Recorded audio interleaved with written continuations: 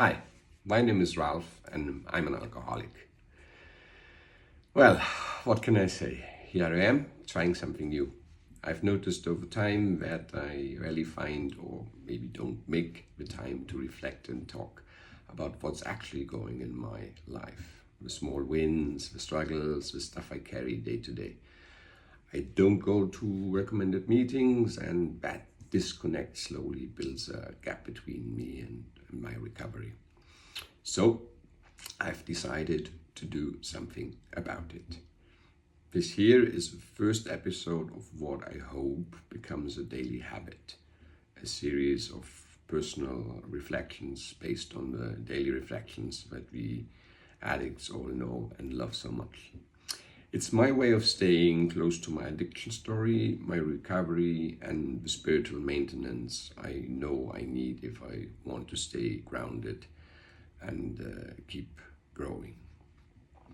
This isn't about preaching or pretending I've got it figured out. It's just about showing up every day and giving a bit of time and space to something that quite literally saved my life. If this helps someone else along the way, even better. So here we go. Episode 1, April 13th. Topic is the false comfort of self-pity.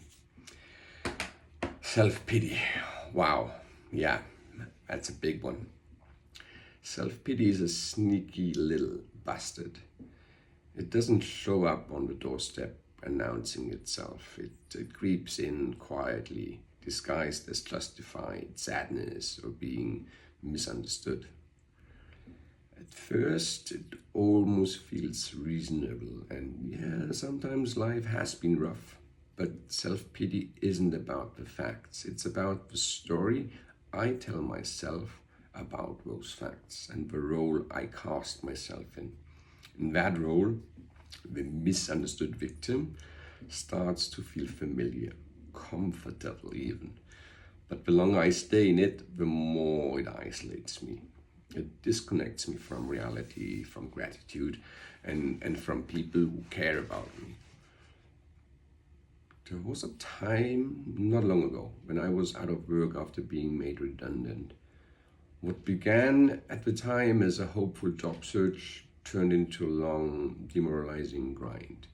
In the beginning, I appreciated friends checking in, calls, messages, asking how I was.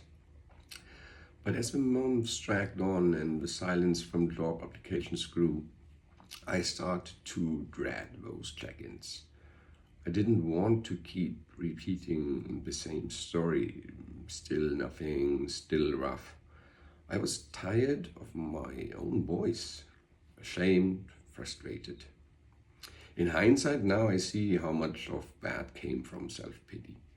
It wasn't just about the job, it was about the story I told myself, that I was doomed, forgotten, that I didn't matter, that no one understood. And that story isolated me more than any rejection could. Self-pity paints others as lucky, indifferent, or out of touch. It makes me feel separate and then want to stay separate. But that's a dangerous place for me because separation is where relapse begins. Not just drinking, but the thinking and behaviors that led to drinking. So yeah, there was that other company I interviewed with, promising start, good conversation, then nothing. I followed up, even knew people inside the company, applied for a couple of roles that I believed I matched perfectly the job description, still radio silence. It started to feel personal. I was treated like I was quietly blacklisted. I obsessed over it, what I said, what I missed, what I could have done differently. But eventually I had to admit the door was closed. No explanation would come. And the more I clung to needing one, the more power I gave that moment. Letting it go, even without closure, gave me back some peace, more room for something new. So the antidote for me, the antidote to my self-pity, is taking action, however small. It breaks the loop. I stop being the center of the universe. I remember I'm not alone. I'm not powerless and definitely not unique in my suffering. When I'm low, it takes serious effort to leave the house. But I do it. I push myself out into the world and something shifts. I help someone at the supermarket, hold the door, say hello to someone on the street that I don't know. Nothing dramatic, but these small things reconnect me.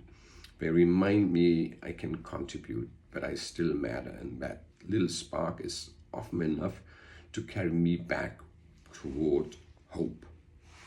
Because helping others helps me every single time. And as with most things in recovery, awareness is the first step.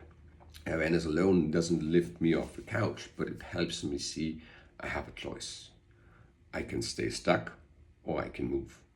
And eventually, even if it takes time, I choose to move. That's the real shift.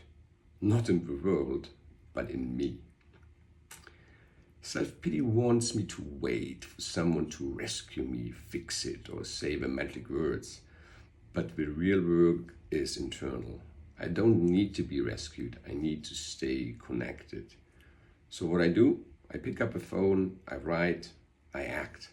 I shift focus away from me. Because that's where the real comfort lives. Not in the dark, but out in the light.